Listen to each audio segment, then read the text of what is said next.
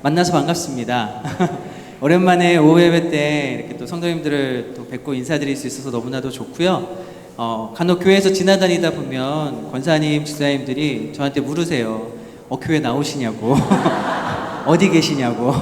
저 교회 잘 다니고 있고요. 한빛교회 출석하고 있고요. 주일날에는 제가 지하에서 1청년들과 같이 2시에 예배를 드리고 있습니다. 올해부터 1청년 예배가 생겨서요. 1청년들과 재밌게 아주 신나게 같이 예배를 드리고 있고, 그래서 처음에 한 4-5명 같이 모여서 예배를 드리다가 지금 이제 10명 정도, 10명 넘게 같이 예배를 드리고 있는데요. 1청년을 위해서 계속해서 기도해 주시기를 부탁을 드립니다. 우리 30대 청년들이요, 힘있게 예수를 잘 믿고 사회에서도 그 세상의 중심에서 예수 그리스도를 선포하면서 살아갈 수 있도록 위해서 계속 기도해 주시기를 축복합니다. 5월 가정의 달 보내고 있습니다. 그리고 오늘 둘째 주 또 어버이 섬김 주일로 보내서 우리 교육부서가 우리 어른들을 사랑으로 섬기고 그렇게 지내왔죠.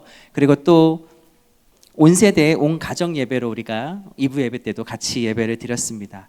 이러한 시간들을 통해서 우리 한빛교회 모든 가정들이 온전히 하나 되고 또 한빛교회 모든 세대가 건강하게 세워지는 그러한 은혜가 있기를 간절히 바라고 소망합니다. 그래서 오늘은요, 또 가정의 달이니까 가정에 대한 말씀을 같이 좀 나눠보려고 합니다. 하나님께서 가장 먼저 제일 처음으로 만드신 공동체가 바로 가정입니다. 하나님께서 남자를 만드시고 그리고 또 여자를 만드시고 가정을 이루신 다음에 그리고 이제 축복을 하시죠. 생육하고 번성하고 땅에 충만해라 라고 축복을 하십니다. 그리고 그렇게 하나님의 은혜와 축복을 받은 이 가정이 하나님께 영광 올려드리고 하나님을 영화롭게 하기를 하나님은 원하셨습니다. 그래서 우리 가정은요, 이 축복을 누려야 돼요. 하나님의 은혜를 누려야 됩니다. 생육하고 번성하고 땅에 충만한 그러한 은혜를 누려서 우리 가정이 하나님께 영광을 올려드리고 하나님을 영화롭게 해야 된다라는 거예요. 다시 말하자면 이 가정은 하나님이 기뻐하셔서 축복하시는 공동체가 우리의 가정 공동체이고요. 하나님을 영화롭게 해야 하는 공동체, 그리고 하나님에 의한 공동체가 바로 우리 가정 공동체라는 것을 우리는 기억해야 합니다. 그래서 가정은요, 작은 교회의 모습을 담고 있습니다. 그리고 가정은요, 작은 사회의 모습을 담고 있습니다. 그래서 우리가 가정에서의 신앙이 곧 교회에서의 신앙이 되어야 하고요. 가정에서의 삶의 모습이 곧 사회에서의 삶의 모습이 되는 겁니다. 그렇기 때문에 우리가 교회를 견고히 세우자라고 했을 때 우리가 또 가장 먼저 신경 써야 될 것은 교회 이전에 우리의 가정을 먼저 건강하고 견고하게 세워갈 때에 우리는 그 건강한 가정을 통해서 견고한 교회를 세워갈 수가 있는 거예요.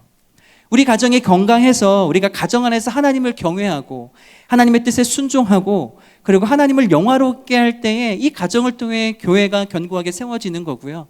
사회도 마찬가지로 우리가 가정 안에서 하나님의 뜻에 순종하고 하나님을 영화롭게 하고 그리고 하나님의 영광을 위해 우리가 사회 속에서 살아간다면 우리는 이 사회 속에서 기독교의 가치를 세우고 그리스도의 빛을 발하는 그러한 하나님을 영화롭게 하는 가정이 될 수 있다라는 겁니다. 따라서 가정은 매우 중요합니다. 우리의 신앙에서도 중요하고요. 우리의 삶에서도 중요합니다. 그래서 건강한 가정을 세우는 것, 그리고 그리스도 안에서 하나 되는 가정을 세우는 것 매우 중요하기에 그러한 가정이 되기 위해 지속적으로 기도하시고 힘쓸 수 있는 저와 여러분이 되시기를 간절히 바랍니다. 그래서 우리 한빛 가족의 모든 가정이요, 하나님을 영화롭게 하고 주의 말씀에 온전히 순종하여서 하나님의 뜻을 이 땅 가운데 이룰 수 있는 복된 가정이 되기를 축복합니다. 그러기 위해 저희는 가정 안에서 어떤 사명들을 감당해야 되느냐라는 것을 좀 같이 나눠보려고 해요.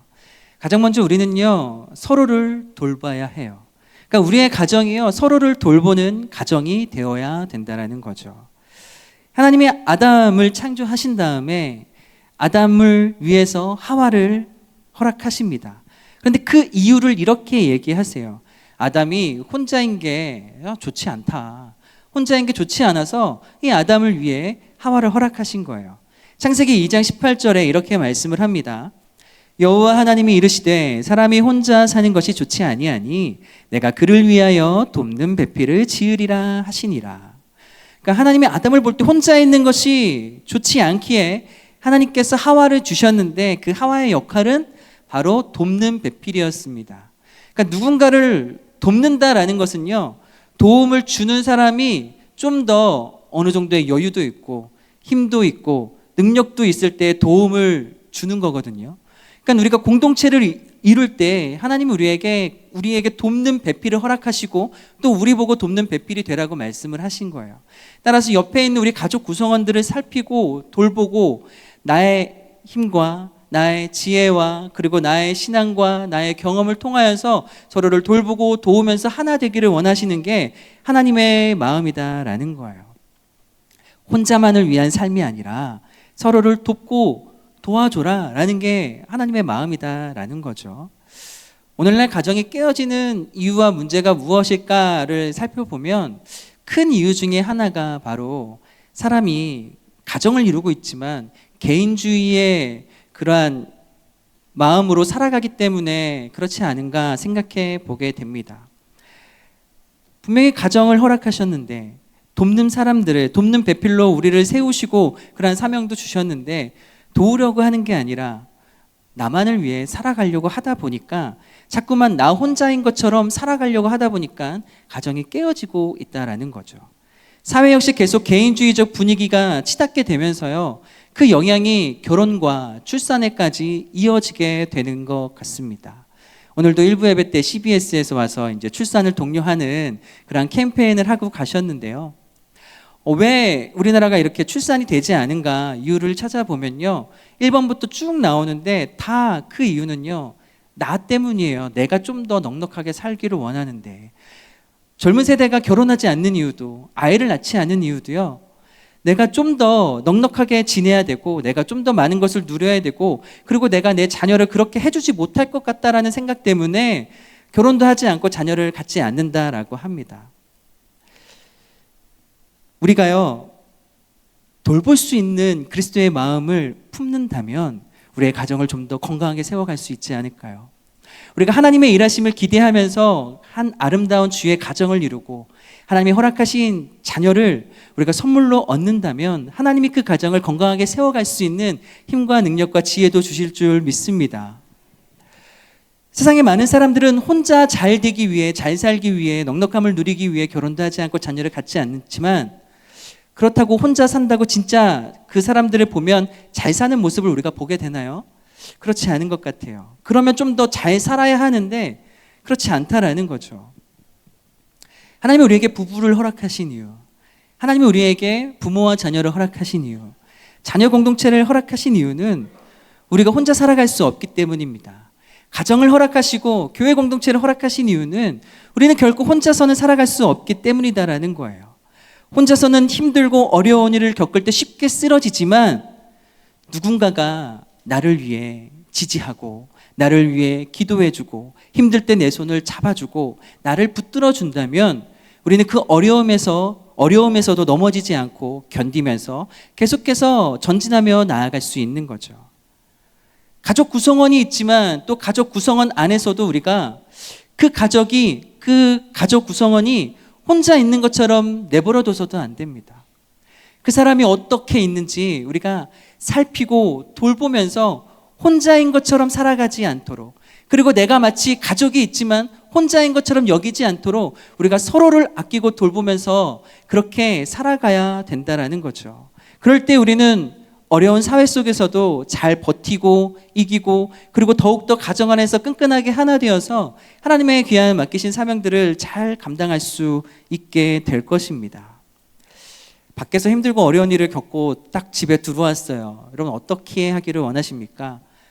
가정을 통해서 힘을 얻고 회복하기를 원하죠.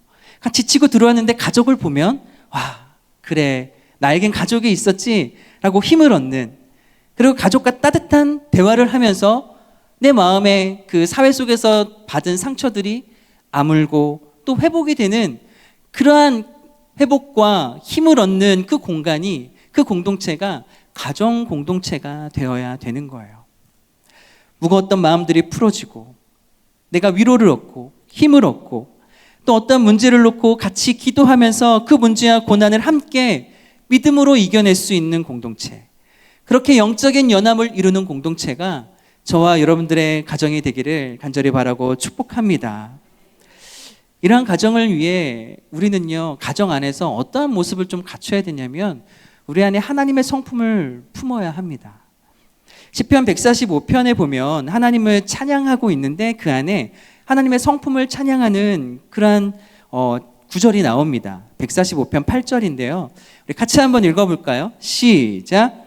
여호와는 은혜로우시며 긍휼이 많으시며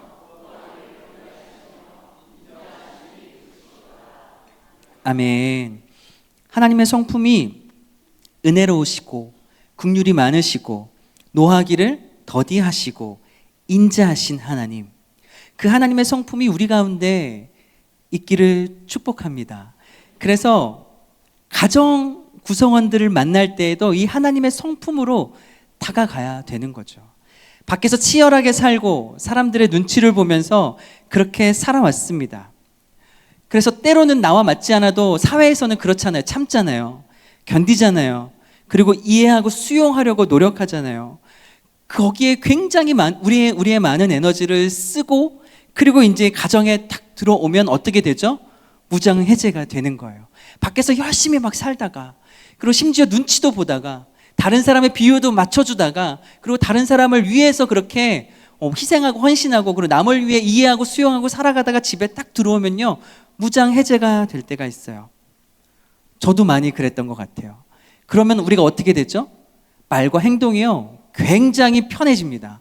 말과 행동이 편해진다는 것은요, 거의 생각하지 않고, 그리고 상대방을 존중하지 않고 말이 좀 세게 나가거나, 그리고 내 상태에 따라서 짜증을 낸다거나 화를 낸다거나 하는 경우들이 굉장히 많아져요. 그러니까 이러한 과정에서 우리는 서로 상처를 주게 된다는 거죠.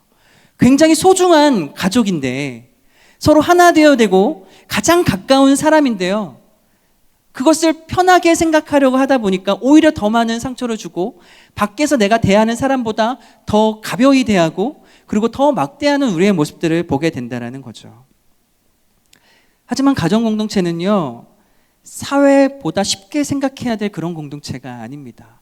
오히려 더 우리가 소중하게 여기고 더 건강하게, 그리고 내가 더 힘써서 그 가족 구성원을 대해야 될 공동체가 바로 가정이라는 거예요.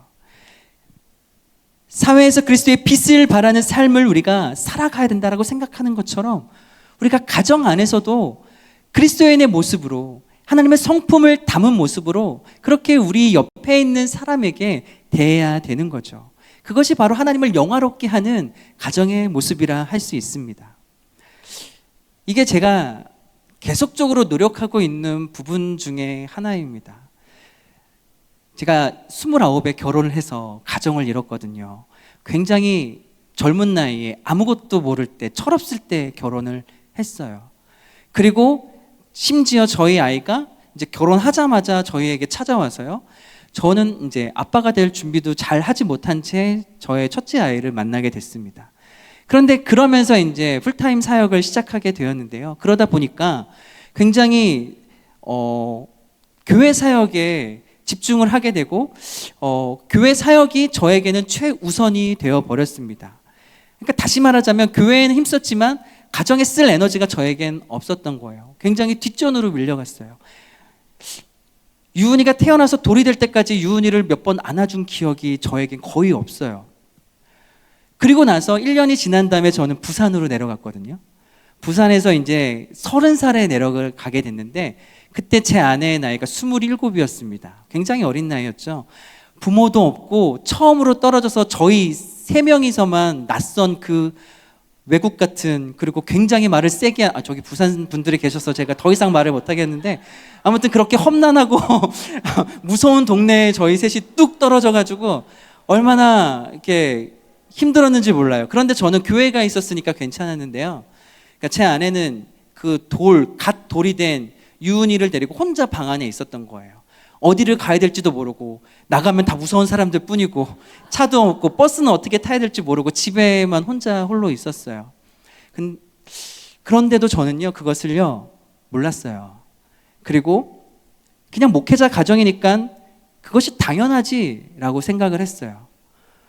그러니까 이거는 우리가 감수해야 될 거야 라고 생각을 했고요. 첫째 아이가 자라면서 제가 집에 들어왔다가 다시 교회를 가려고 하는데 안녕히 가세요 그러는 거예요. 마치 옆집 아저씨가 집에 잠깐 들렸다 가는 것처럼 제가 그 아이와 많은 시간을 보내주지 못하고 있음에도 불구하고 이거는 목회자 가정이 당연히 감수해야 될 거지 라고 생각했었습니다. 그런데 조금씩 하나님이 저에게 깨닫게 하시는 것들이 있었어요. 그래, 교회에서의 목회자로서의 사명도 하나님께서 내게 주셨지만 이 가정에서도 가장으로서의 사명도 내게 주셨는데 내가 이 가정을 건강하게 돌보는 건 역시도 내가 감당해야 될 사명이고 나의 역할인데 내가 이것은 너무나도 뒷전으로 이렇게 밀어놨었구나라고 생각을 하면서 좀 더 힘들어하는 아내의 말에 귀 기울여 주지 못하고 좀 더 아이에게 관심 갖고 안아주지 못한 것을 회개했던 시간들이 있었습니다. 그러면서 굉장히 좀 노력을 하고 있고요. 지금도 굉장히 노력을 하고 있어요. 그래서 조금씩 변하고 있는데 얼마나 변했는지는 잘 모르겠어요, 저도. 그렇지만 매번 기도하면서 그렇게 노력을 하고 있고요. 하나님의 성품으로 아이들을 대하려고, 제 아내를 대하려고 노력합니다. 여전히 제 아이들은요, 교회에서 사역하는 저를 보면요, 어떻게 표현하는지 아세요? 아빠, 저는 아빠를 보면 손발이 오그라들어요. 그럽니다. 왜냐하면 집에서 자신들에게 하는 말과 성도님들에게 대하는 목소리 톤과 표정과 이게 완전히 다르다는 거예요. 아빠는 전혀 다른 사람인 줄 알았대요. 여전히 저는 사역지에서의 모습과 가정에서의 모습이 그렇게 간극이 있지만 이것을 계속 좁혀가려고 하고 있고요. 그만큼 제 아내와 자식들에게 좀 더 하나님의 성품으로 내가 최선을 다해서 존중하는 마음으로 다가가려고 하고 있습니다. 은혜로우시고 긍휼이 많으시고 노하기를 더디하시며 인자하심이 크신 하나님의 성품이 내 안에 담기기를 기도하면서 부부끼리 대화할 때 하나님의 성품으로, 자녀들을 대할 때 하나님의 성품으로 다가가려고 기도하고 있어요. 그런 저를 통해, 그리고 신앙의 가정 안에서 우리의 서로를 통해, 우리의 가정을 통해 하나님의 형상을 서로 발견했으면 좋겠다라는 것이 요즘 제 안에 드는 기도 제목이고 소망입니다. 그러면서 우리 가정이 하나님이 기뻐하시는 가정으로 견고히 세워지고, 그리고 이 모습들을 통해서 사회에서도 그리스도의 빛을 발하는 그러한 가정이 되기를 기도하고 있습니다. 우리 한빛교회의 모든 가정이 이렇게 하나님의 성품을 나타내고 드러내며 하나님의 빛을 발하는 복된 가정이 되기를, 서로를 주의 사랑으로 돌볼 수 있는 가정이 되기를 간절히 바라고 소망합니다. 또 우리 오늘 본문 에베소서 6장 1절부터 4절을 봤잖아요. 이 모습을 통해서 또 우리에게 주어진 역할들이 있어요. 돌볼 뿐만 아니라 여기에는 다 우리가 부모고 자녀이기에 부모의 사명, 자녀의 사명을 간단하게 살펴보고 넘어가려고 합니다. 가장 먼저 우리는 자녀로서의 사명을 잘 감당해야 돼요. 에베소서 6장 1절과 2절인데 이렇게 말씀을 하죠.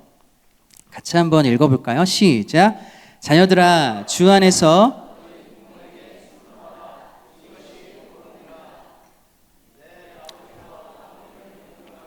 이것은 약속이 있는 첫 계명이니. 네, 우리가 가정의 달만 되면 보는 말씀이잖아요.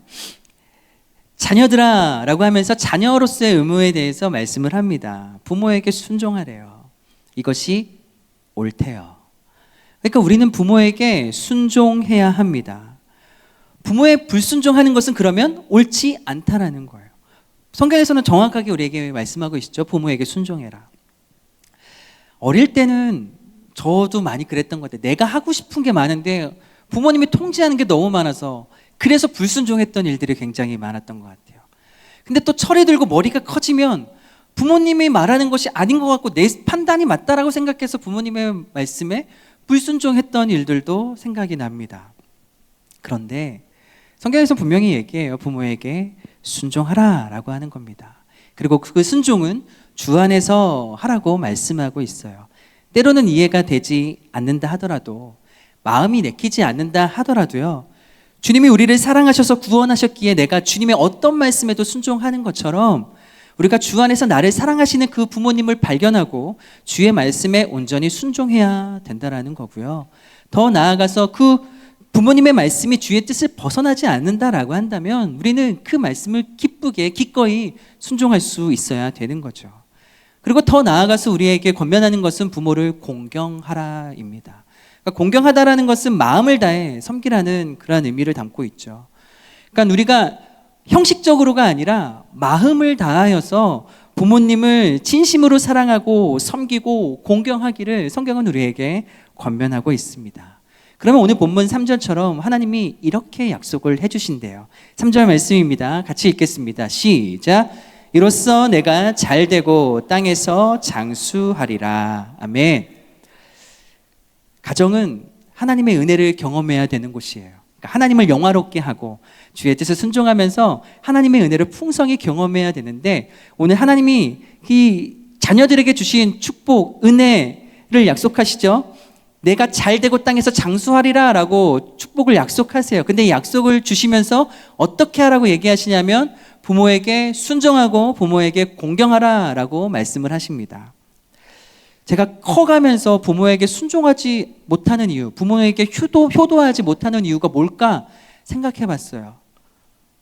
제가 바쁘다라는 핑계를 많이 대더라고요. 제가 이래서 바빠요, 저래서 바빠요 라고 하면서 부모님께 마땅히 해야 될 도리를 못하고 지내왔던 저를 많이 보게 됩니다.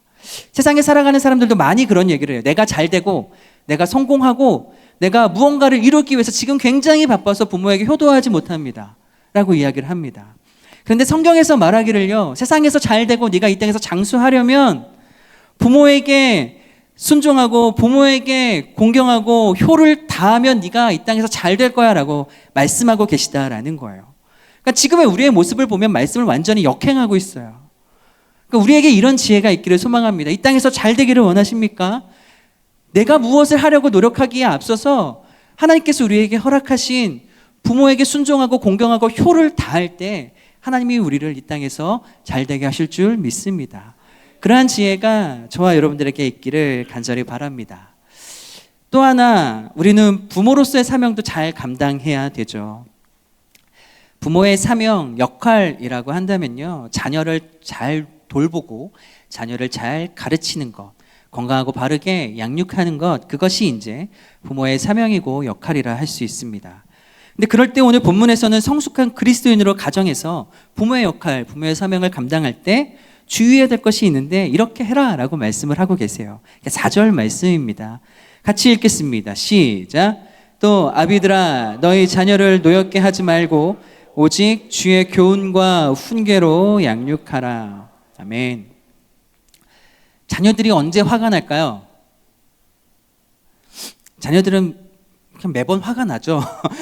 그냥 툭 하면 화가 나는데, 그래도 부모와의 관계에서 뭐 때문에 화가 날까 생각해 보면 부모가 내 말을 듣지 않을 때요, 귀담아 들어주지 않을 때, 자신을 이해하지 못하고 부모의 입장에서 일방적으로 부모의 뜻을 강요할 때 자녀는 그것을 매우 못 견디한다고 합니다. 그리고 굉장히 화를 냅니다. 부모가 좀 내 얘기를 들어줬으면 좋겠는데. 그래서 많이들 얘기를 해요. 학생들 얘기를 들어보면 엄마 아빠는 저희를 잘 몰라요, 들으려고 하지도 않아요. 이게 가장 먼저 나오는 말인 것 같아요. 심지어 그래서 저도 제 딸이 이제 중2병이 오지 않기를 계속 기도하고 있는데, 중2 아이랑 대화를 할 때 뭔가 그 아이를 공감해주고 잘 들어주면 아빠도 그걸 알아? 라고 하면서 굉장히 저를 신기하게 이렇게 쳐다봐요. 그래서 저는 난 달라라는 것을 막 보여주려고 애쓰는데, 자녀들이 화를 내는 이유는요, 부모가 자녀를 이해하지 않으려고 하고 들어주지 않으려고 하고 그냥 부모의 생각과 이게 맞는 거야 라고 하면서 강요하려고 하고, 그리고 이 자녀를 하나님이 내게 주신 그러한 하나님의 자녀라고 생각하면서 존중히 여겨야 될 필요가 있는데, 이 자녀를 나의 소유물로 여기면서 내 뜻대로 좀 핸들링 하려고 하다 보면 억압이 들어가고 강요가 들어가니까 자녀들은 그것을 굉장히 힘들어하고 그때 많이 화를 내지 않는가 싶습니다. 그럴 때 우리가 기억해야 될 것은요, 나에게 맡겨진 이 자녀는 하나님이 내게 허락하신 하나님의 자녀라는 것을 기억하면서 이 자녀를 하나님의 자녀로 존중히 여기는 자세가 우리 부모들에게 있어야 된다라는 거죠. 그래서 우리는 하나님의 교훈과 훈계로 하나님이 주신 자녀를 그렇게 가르치고 양육해야 됩니다. 그럴 때 우리는 하나님의 교훈과 하나님의 훈계로 자녀들을 가르치려면 우리가 먼저 하나님의 교훈 앞에 서야 되는 거죠. 하나님의 교훈 안에 머물러 있어야 되는 겁니다. 그리고 하나님의 가르침대로 먼저 부모가 살아갈 때에 내게 주신 자녀도 하나님의 자녀로 존중이 여길 뿐만 아니라 이 자녀가 어떻게 하나님의 자녀로 살아갈지에 대해서 가르칠 수 있는 거고, 그리고 먼저 본을 보여줄 수 있게 되는 거죠. 부모의 가치관이요, 아이들에게 흘러가게 돼요. 부모의 말과 행동과 삶의 모습은 자연스럽게 아이들에게 흘러가게 되고, 자녀들이 자연스럽게 그 부모를 보며 학습하게 됩니다. 그렇다면 우리가 자녀들에게 하나님의 교훈과 주의 말씀대로 살아가는 모습, 하나님의 가치관대로 살아가는 모습을 말뿐만 아니라 삶의 모습으로 보여주는 것이 바로 주의 교훈과 훈계로 양육하는 모습이라는 것을 기억하시면서 우리가 먼저 우리의 삶의 모습을 그렇게 본을 보이며 살아갈 수 있게 되기를 간절히 바라고 소망합니다. 우리 자녀가 신앙생활을 잘하기를 우리가 바라잖아요. 그런데 자녀들이 이럴 때 굉장히 혼란스럽대요. 언제 혼란스러울까요? 부모님이 자꾸 교회 가라고 하고 신앙생활 잘 하라고 하는데 자꾸만 부모님 입에서 나오는 말과 행동은요, 그런 모습이 아니다라는 거예요. 그러니까 부모님이 자녀에게 좋은 신앙인으로 가르치고 양육하기를 원하신다면 하나님의 가치관으로 먼저 우리가 살아갈 필요가 있다라는 거죠. 아이에게 세상에서 성공하는 모습을 성공하기를 바라고 그것을 요구하고 가르치기보다 먼저 우리가 어떻게 하나님의 자녀로 살아갈지를 가르치면서 그래, 신앙생활은 이렇게 하는 거야 라는 것을 우리가 먼저 몸소 보여준다면 자연스럽게 우리의 자녀들이 그 길을 따라오게 될 줄 믿습니다. 그 역할을 잘 감당하는 저와 여러분들이 되셔서 우리가 가정 안에서 우리의 자녀들이 건강하게 자라 세상에서 어떠한 유혹과 어려움에도 흔들리지 않고 신앙 잃지 않고 믿음의 길을 걸어가는 자녀들이 되기를 바라고, 그 길에 가장 먼저 앞장서서 걸어가시는 그러한 부모 되시는 저와 여러분 되시기를 간절히 바라고 소망합니다. 사랑하는 한빛가족 여러분, 우리 모두 우리의 모든 가정이 하나님 안에서 하나 되고 하나님을 영화롭게 하고 하나님의 뜻에 순종하면서 하나님의 뜻을 이 땅 가운데 이루는 복된 가정이 되기를 축복합니다. 우리의 모든 가정이 그렇게 건강하게 회복되고, 그리고 우리의 가정을 통해서 우리 한빛교회가 그렇게 견고하게 세워지기를 늘 기도하겠습니다. 그 길을 위해 작년에 우리 표했던 거 기억하시죠? 올해에도 계속적으로 우리의 가정이 회복되고 우리 한빛교회가 견고하게 세워지기를 간절히 바라고 소망합니다. 기도하겠습니다.